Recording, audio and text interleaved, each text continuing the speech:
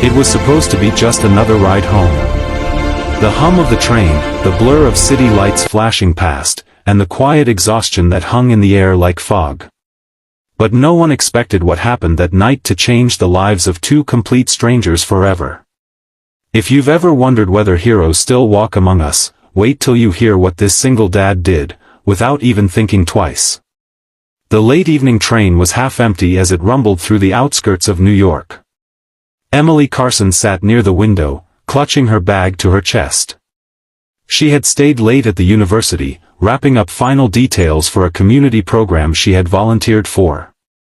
At 24, Emily had always tried to see the best in people, naive, her mother would say, but kind-hearted to a fault.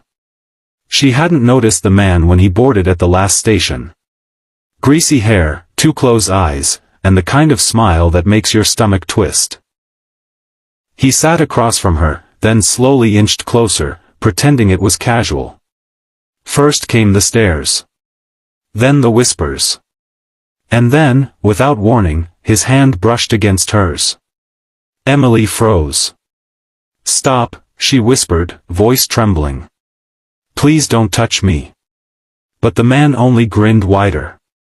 "You're alone. You can't stop me."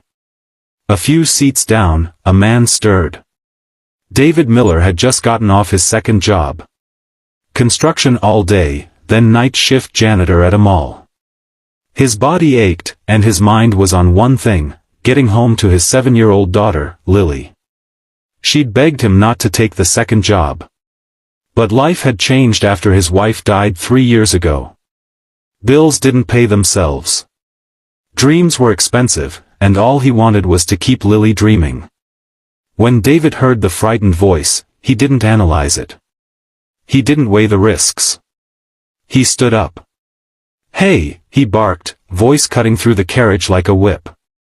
The harasser flinched, eyes darting toward him.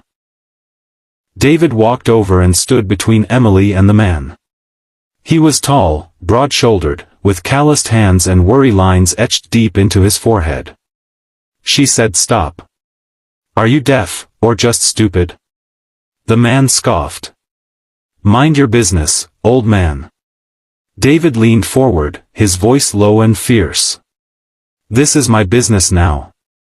The man stood, puffing out his chest. But something in David's stare, something in the calm fury of a father who had fought through hell and back, made him falter. With a curse, the man backed away, stumbled to the next car, and disappeared. Emily's shoulders collapsed in relief. Her eyes welled with tears. "Thank you," she whispered. David sat beside her, breathing hard. "You okay?" She nodded. "Yeah. Thanks to you." They sat in silence for a while, the train clattering over the tracks. "I'm Emily." "David." She smiled weakly. "Do you always save strangers on trains?" He gave a tired chuckle. "Only the ones who need it." Over the next few weeks, fate kept throwing them together. Once at the community center where Emily was helping organize an after-school program. Then again at a local grocery store where Lily had accidentally knocked over a display of apples, and Emily had helped clean it up. Lily liked Emily instantly. "She's like a teacher, Daddy. Can we keep her?" David blushed, but Emily only laughed. Before long, Emily became a regular part of their lives. She started tutoring Lily after school. Sometimes she'd stay for dinner. Other times, she'd bring baked cookies or stories about her college projects. There was no plan. No expectations. Just comfort. Healing. Friendship. David found himself opening up, telling her about his wife, Rachel. About the cancer that came like a thief in the night. About how he'd wanted to give up but couldn't, because of Lily. Emily shared her own scars. A father who abandoned them. A childhood filled with self-doubt. A heartbroken fiancé who ran when her mother got sick.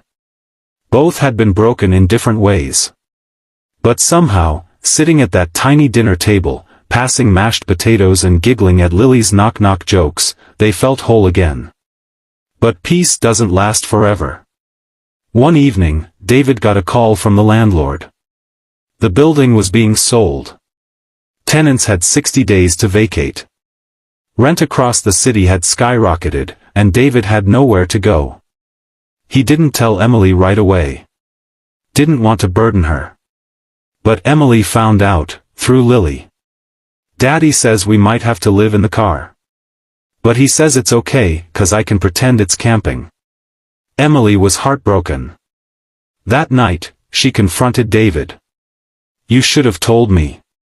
I didn't want to drag you into my mess. You're not a mess. You're the strongest man I know. He looked away, jaw tight. I'm trying. I really am. I know you are, she said gently. Let me help.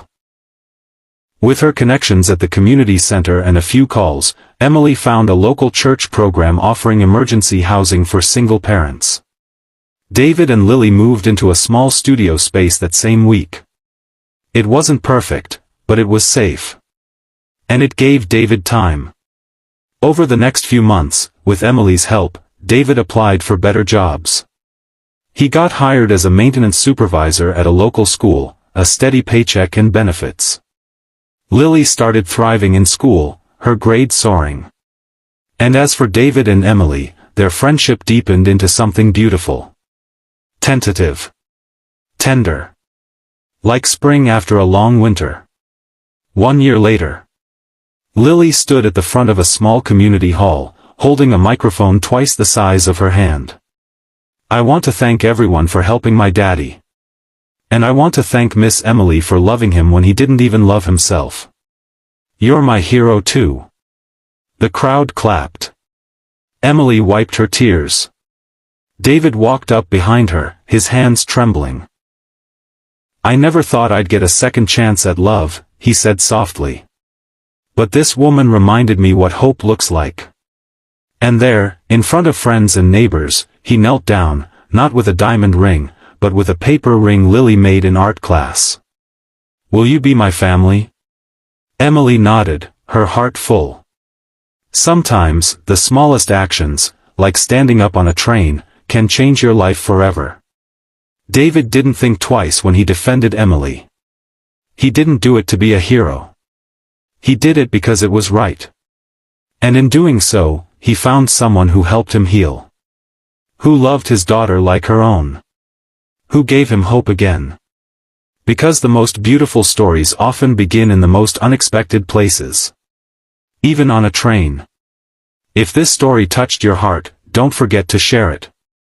You never know who might need to be reminded that kindness still exists, and that love has a funny way of finding us when we least expect it.